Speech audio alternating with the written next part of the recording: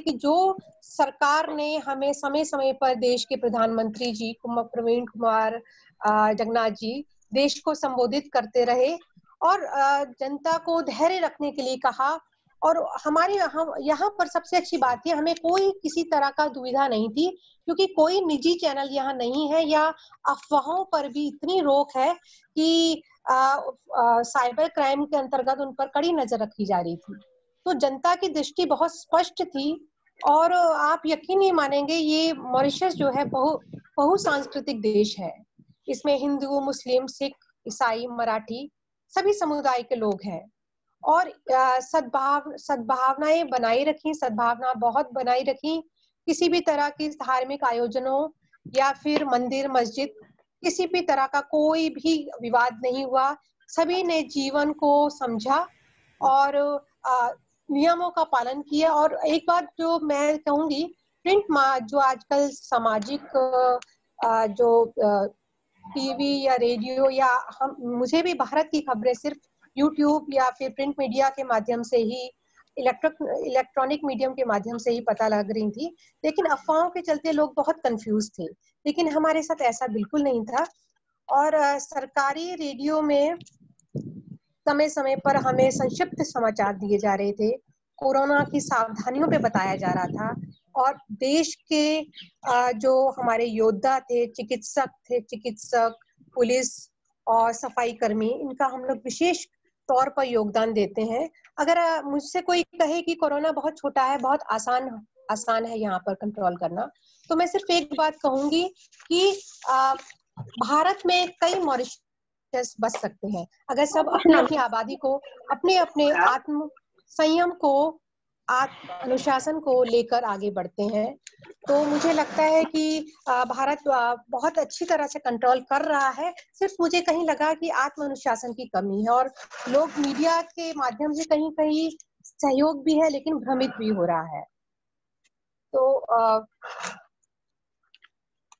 यहाँ पर भी जैसे कि केरला से उन्होंने कहा था कि मास्क पहनना है, सैनिटाइजर, इस तरह की केरला की बहुत सारी चीजें यहाँ पर भी फॉलो की जा रही हैं और लोग बहुत सख्ती से पालन कर रहे हैं। और एक चीज जो मैं विशेष तौर पर कहना चाहती हूँ कि नियम का पालन नहीं करवा सकते, नियम खुद हमें जानने होंगे। और आप सोच के हैरान है कि यहाँ पर जो एक नियम लागू किया गया है कि हमें अल्फाबेटिकली ऑर्डर में खरीदारी के लिए जाना होता है। जैसे ए से लेके एफ तक 2 दिन निर्धारित किए गए हैं और अन्य लोगों के लिए अलग 2-2 दिन सप्ताह में निर्धारित किए गए हैं। और बाकायदा सैनिटाइजर का प्रयोग करते हुए, सैनिटाइजर, मास्क लगाना, और इसके उल्लंघन करने पर हमें 50,000 मॉरिशन रुपीस की जुर्माना देना होगा और 2 लाख और 2 साल की सजा भी हो सकती है। तो भारत के बाहर रहते हुए जो मुझे एक चीज नजर आई कि छोटा या बड़ा देश से नहीं कुछ होने वाला, ये सब हमारे ऊपर लागू होता है। हम किस तरह से, कठिन दौर है, हाँ ये मानती हूँ बहुत कठिन दौर है। और छोटी कंट्री में तो और भी ज्यादा मुश्किल होता है कि अगर आप अनुशासन का पालन नहीं करेंगे तो हम बहुत जल्दी इस कठिनाई से उबर नहीं सकते। लेकिन मॉरिशस एशिया में पहला ऐसा देश है जिसको पिछले लगभग 27-28 दिन से कोई भी कोरोना का केस यहाँ नहीं आया है। और जो बाहरी देशों में मॉरिशन लोग रहते हैं उनके लिए विशेष उड़ानों की व्यवस्था की गई है और आते ही उनको 14 दिन के लिए क्वारंटाइन किया गया। और उसमें से अभी 1-2 दिन पहले ही जो क्वारंटाइन लोग हुए थे उसके 2 केस आए हैं। और जल्दी ही अब धीरे धीरे आंशिक तौर पर खोल दिए गए हैं और जिसमें बहुत कम, जितनी आवश्यकता थी उतने ही स्टाफ को बुलाया गया है। मैं खुद गई थी बाहर, लेकिन देखकर हैरान थी कि बाहर की दुनिया बिल्कुल बदल चुकी है और हर एक ने अपनी अपनी जिम्मेदारी बेहतरी से निभा रहे हैं। और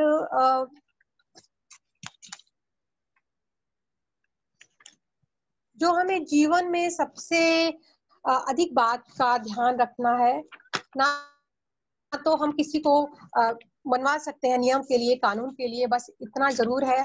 अगर भावात्मक तौर पर देखें तो हमें रेडियो और टीवी के माध्यम से बहुत ज्यादा मानसिक संबल मिला। हमारे लिए प्रेरणादायक कार्यक्रम भी थे और सभी लोगों को निराशा ऐसे नहीं हुई कि कोरोना से हम मर ही जाएंगे। लेकिन अपनी बात रखते हुए थोड़ा सा अब मैं हड़बड़ाहट में भी आ गई हूँ, अपनी बात को एक कविता के माध्यम से कहना चाहती हूँ।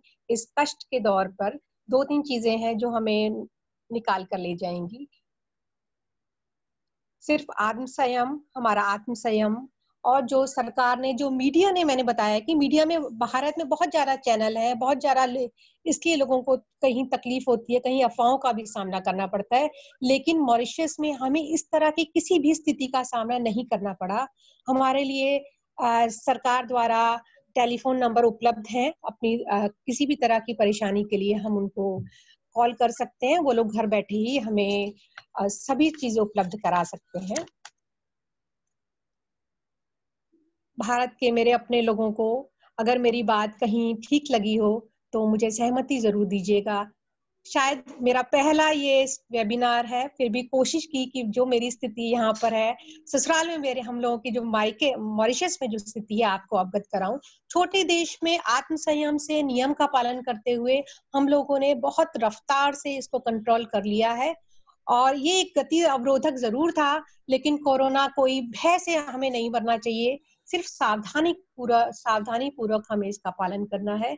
मैं अपनी कविता के माध्यम से कुछ कहना चाहूंगी कि भावात्मक रूप से अगर कुछ नकारात्मक रहा, लेकिन बहुत सकारात्मक भी हमें जीवन में मोड़ा है कोरोना ने।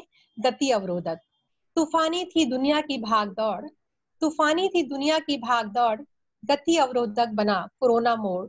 सहज प्रवाह सा ही प्रकृति को अपनाओ, अमानवीयता से नाता तोड़ो।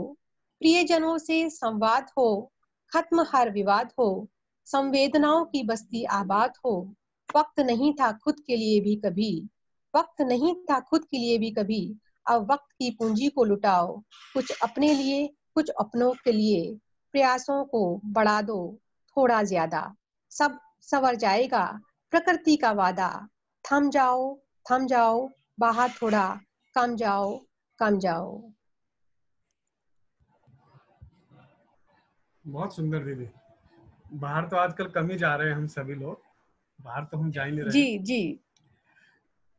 तो मैडम से मेरी आवाज, हाँ जी, दीदी कोशिश की आपकी है। आवाज है। हाँ बिल्कुल, कोशिश नहीं, आपकी कोशिश बहुत अच्छी है और जी सभी मैसेज जी में लिख भी रहे हैं कि बहुत बहुत सही बात कही मैडम आपने, बहुत आपको सराहाया जा रहा है, क्योंकि जी, पहला मैं बहुत परेशान, हड़बड़ा गई हूँ, एकदम से डर गई हूँ। नहीं नहीं, डर डरना सी नहीं, गई हूँ मैं। हम सब आपके आ, साथी हैं, हम हमारा भी जी नया ही अनुभव है जी जी और ये सब बहुत जी, अच्छा। अब पहला अनुभव है। लेकिन वो 100 करके तो बैठी, तो 100 ही थी जब बैठी थी, लेकिन 3-4 घंटे में। जी जी। जी आपको नहीं बस, मैं अगर मेरी आवाज आ गई, मैं नहीं भी दिखूं तो कोई बात नहीं, कम से कम आवाज पहुंच जानी नहीं नहीं, चाहिए। और मैं आपके धैर्य की भी प्रशंसा करूंगा और अपने सभी साथियों की तरफ से कि जिस तरह से आप धैर्य से आपने सभी को सुना, तो ये धैर्यवान आपको जिसने बनाया वही वहाँ की संस्कृति है।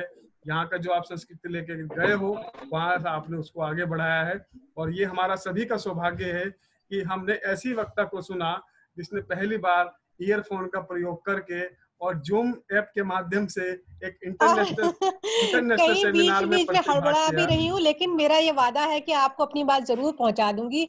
मेरे मायके वालों को मेरे ससुराल की स्थिति का पता लग जाए जी कि जी बेटी ससुराल में ठीक है। जी जी बस मेरे सब अपने हो, आप मायके वाले हो, कहीं भूल चूक हो तो माफी चाहती हूँ। जी जी लेकिन जी। पहला अनुभव है, और क्या बताऊं, ये मेरा लड़खड़ाते से कदम है आपकी नहीं, ओर। बहुत बहुत सुंदर बस दीदी, और लड़खड़ाए हुए कदम नहीं है ये, इनसे हमें भी प्रोत्साहन मिला है कि अगर आदमी में जज्बा हो, हिम्मत हो, तो वो आगे बढ़ सकता है और अपनी बातों को बहुत एक अंतर्राष्ट्रीय स्तर पर किसी भी मंच पे कह सकता है, भला ही वो घर में क्यों जी, ना अब बैठा हो। मुझे पता नहीं कि आपको मैं आवाज आ रही है, लेकिन मैंने पूरा अपनी पूरी शक्ति लगाकर आप तक अपनी आवाज पहुंचाई पहली बार में, और आपकी बहुत ऋणी हूँ। जो भी मुझे सुन रहे हैं, कम से कम उनको ये लगना चाहिए कि इसमें प्रयास मैंने किए हैं। पता नहीं कैसा रहा, ये मैं नहीं जानती हूँ, लेकिन जो भी कुछ कहा दिल से कहा, और सिर्फ यही है कि हम सरकारों को पर नहीं थोप सकते किसी भी बात पर, या मीडिया को पूरी तरह आरोप नहीं लगा सकते हैं। बहुत कुछ हमें खुद के अपने हाथों में भी लेना पड़ेगा।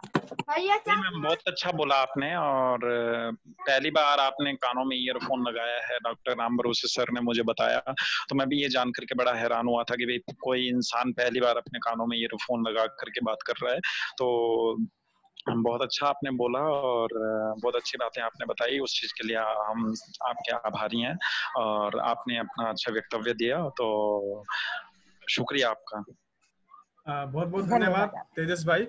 और अब हमारा ये कार्यक्रम समापन की ओर है, और हमारी जो प्राचार्य महोदया है उनका मेरे पास फोन आया है कि आज की मेरी डाटा की लिमिट समाप्त हो गई है और मैं रिचार्ज नहीं कर पा रही हूँ, तो आप मेरी ओर से सभी का धन्यवाद कह देना। लेकिन मैं उससे पहले कुछ 2-3 चंद बातें आप लोगों से सभी से साझा करना चाहूंगा, क्योंकि यहाँ पर मैं देख रहा हूँ काफी वरिष्ठ लोग, काफी मेरे से मैं तो सभी एक तरह से आपसे बहुत छोटा हूँ, जैसे लक्ष्मीकांत चंद जी हैं, अनिल काले जी हैं, और ये योगेश जोशी जी हैं जिनको मैं देख पा रहा हूँ। ये बड़े अनुभवी हैं, नेहा पाठक जी हैं, और ये बजाज भूरे जी हैं, ये बालाजी भूरे। तो मैं ये देख रहा हूँ कि किस तरह से लोग इस मंच के माध्यम से आज इकट्ठा हुए हैं। हालांकि आपने और भी वेबिनारों में भाग लिया होगा, और ये मेरे लिए सौभाग्य की बात है कि ये मेरा पहला वेबिनार, मेरा पहला प्रयास है, जिसमें तेजस भाई ने मेरा बहुत सहयोग किया है। तो मैं उसका इस मंच के माध्यम से तेजस का बहुत बहुत धन्यवाद करना चाहूंगा। आप इसी तरह आगे बढ़ते रहो तेजस भाई। और इसके साथ में मैं उन लोगों का क्षमा प्रार्थी हूँ जो इस टेक्निकल समस्या की वजह से, तकनीकी दिक्कत की वजह से इसमें नहीं जुड़ पाए हैं। मैं उनसे क्षमा मांगता हूँ, क्योंकि हमें भी ये पहला अनुभव था। कुछ लोग मेरे पे मैसेज कर रहे हैं कि सर ये क्या है, ये क्या हो रहा है। तो मैंने उन सबको ये कहा कि आप धैर्य रखें। आप उसमें से अभी मैं देख रहा हूँ इसमें लगभग कुछ लोग फिर जुड़ रहे हैं। जैसे अभी 100 हमारे पूरे हो, उसके आगे भी 1-2 लोग जुड़ने की कोशिश कर रहे हैं, वो जुड़ भी रहे हैं। तो ये तकनीक की जो सीमाएं हैं उनसे हम नहीं लड़ सकते हैं, उनसे हम सामना नहीं कर सकते, उसकी अपनी सीमाएं हैं। लेकिन उसके बाद भी बहुत से लोगों ने यहाँ पर धैर्य से सुना भी, अपना प्रश्न भी रखा। और सुमा मैडम की जितनी तारीफ की जाए उतना कम है मैम। और मैंने आज आपको पहली बार सुना है, और जिस तरह से आपने वक्तव्य एक प्रायोगिक रूप से आपने चीजों को दिखाया, एक तथ्यात्मक रूप से यहाँ पर रखा, और तो मैं आपका विशेष आभारी हूँ। और बाकी जितने मेरे यहाँ पे सदस्य, मेरे भाई, मेरे बड़े आदरणीय, मेरी छोटी बहनें, मेरी माताएं जो यहाँ पे जुड़ी हुई हैं, मैं उनसे ये कहना चाहूंगा कि आप जो ग्रुप में जो नहीं जुड़ सके हैं और उनका पंजीकरण हो रखा है, तो प्रमाण पत्र उनके पास भी जाएगा। तो इस चीज से आप बिल्कुल निश्चिंत रहें कि हम इसमें अपनी चैट बॉक्स में इंट्रोडक्शन नहीं दे पाए हैं, तो शायद हमको प्रमाण पत्र ना मिले। तो आपको प्रतिभाग का प्रमाण पत्र अवश्य मिलेगा। इस चीज से आप बिल्कुल निश्चिंत रहिए। और अंतिम में मैं आपको यही कहना चाहूंगा कि जर्नलिज्म जिस विषय को हम लेके चले हैं, और कोविड-19, अब हम कोविड-19 जो जिस तरह से हमारे देश में बढ़ रहा है, उसको देखकर ये लग रहा है कि हमें इसका अभ्यास भी कर लेना चाहिए। और कोविड-19 ने सबसे बड़ी बात जो हमें सिखाई है, जैसे मैडम ने बोला, सुमा मैडम ने, और मुझे जो लगता है सबसे बड़ी बात जो हमें सिखाई है, हाथ धोना। क्योंकि हमारे यहाँ ये हाथ धोने की चलन में नहीं है। अरे खाना भी खा रहे हैं, हल्का फुल्का कर लिया, चलो खाने पे बैठ गए। तो ये जो एक तरह से सकारात्मक चीजें जो आई हैं, जैसे दूरी रहकर भी हम लोग अपनों से किस तरह से जुड़े। और सबसे बड़ी बात, जो हम घर में रह रहे हैं, हालांकि कुछ लोगों का इसमें ये कहना है कि घरेलू हिंसा बढ़ी है, कुछ ये मानते हैं कि बहुत सारी समस्याएं इस कोविड को हुई हैं, हो भी रही हैं, इसमें कोई दो राय नहीं है। लेकिन इसके बावजूद भी हम जो इसका सकारात्मक पहलू है उसको नहीं नकारना चाहिए। और जो आज हम यहाँ बैठे हैं, जो आज हम यहाँ, मंजू गौतम मैडम सुन रही है, जो हम आज यहाँ बैठे हैं, वो इसी टेक्नोलॉजी कब हमारे काम आई, जब हमने ये स्थिति देखी कि हम बाहर नहीं निकल सकते। मैं आपको अंदाजन, आप मेरे से वरिष्ठ साथी यहाँ पर जुड़े हैं, एक अंतर्राष्ट्रीय वेबिनार या सेमिनार कराने में कितना खर्चा होता है, इसका अंदाजा शायद आप लगा सकते हैं, क्योंकि कुछ लोगों ने कराया भी है, मैंने भी कराए हैं। और सरकार से हम जब यूजीसी से परमिशन मांगते हैं, अगर हम 1 लाख मांगते हैं तो वही 50,000 मिलता है, और उसमें किस तरह से हम लोग मैनेज करते हैं, ये हम सभी इस चीज से वाकिफ हैं। लेकिन आज की परिस्थिति आप देखिए कि आज जो है पूरे इस समय काल में हम किस तरह से आज एक दूसरे से रूबरू हो चुके हैं, और ये इसका कारण है ये कोविड-19। और आने वाला समय जो ऑनलाइन शिक्षण में अभी जो 30 को मैं वेबिनार कराने का मेरा प्रयास है, उसमें जो हम ये तकनीकी जो गलतियां हुई हैं हम प्रयास करेंगे तेजस जी, ये गलतियां उसमें ना हो, वहां भी हम जुड़ेंगे। और वो एक बहुत एक प्रासंगिक मुद्दा है, क्योंकि आने वाले समय हमें ऑनलाइन ही रहना है। जी सर, जी और सर। आप अपने महाविद्यालय और अपने पूरे आप सब समस्त साथियों की ओर से मैं अपने जो हमारे राज्य के उत्तराखंड के उच्च शिक्षा निदेशक महोदय हैं प्रोफेसर अशोक कुमार जी, मैं आपकी और अपनी ओर से, अपने विभाग की ओर से उनका भी हार्दिक धन्यवाद दूंगा यहाँ से, जिन्होंने मेरे एक फोन पर मुझे कह दिया कि मेरे पास फोन करने की कोई आवश्यकता नहीं थी, आप स्वतंत्र हैं और आप अच्छा काम कर रहे हैं, आपको जहां मेरा सहयोग की आवश्यकता पड़े आप मुझे कह सकते हैं। तो ये एक कर्मचारी के लिए बहुत बड़ी बात है कि उसका प्राधिकारी जो जिसके छत्र छाया में वो काम कर रहा है, उन्होंने उसकी बात को समझते हुए उनको जो है एक सहमति प्रदान की। तो बाकी जो है आप सभी मित्रों का पुनः पुनः धन्यवाद। अभी हमारा समाप्ति की ओर है और कोई भी त्रुटि रही हो तो उसके लिए मैं क्षमा प्रार्थी हूँ, और इसकी जो भी खूबी रही हो वो तेजस जी को जाती है और आप लोगों को जाती है। नहीं सर, मैं खुद क्षमा प्रार्थी हूँ अगर इसके अंदर कोई त्रुटि हुई है तो। आप ये सुरीति दीदी को इसकी सफलता का श्रेय जाता है, सुमा मैडम को जाता है, पुनीत जी को जाता है, करदम सर को जाता है, और जो भी कमियां इसकी रही हैं वो मैं खुद स्वीकार करता हूँ और कोशिश रहेगी कि आने वाले समय में इस तरह की असुविधाएं ना हो। संध्या प्रजापति मैम को मैं देख पा रहा हूँ, तो मैम आप नमस्कार स्वीकार करें। और ये आने वाले समय में हमारा ये प्रयास रहेगा कि हम निरंतर ये जो ग्रुप मैंने बनाया है व्हाट्सएप, तो मेरा ये प्रयास है कि नहीं छोड़े इसे, क्योंकि मैं आने वाले समय में आपको बहुत अच्छी एक चीजें और बताने वाला हूँ। एक राष्ट्रीय स्तर पर मैं एक ऑनलाइन एक ऐसी प्रतियोगिता करा रहा हूँ जो ना तो पहले कभी हुई, ना कभी आगे शायद इसके बाद होनी शुरू हो जाएगी। तो आप उसके संपर्क में रहिएगा।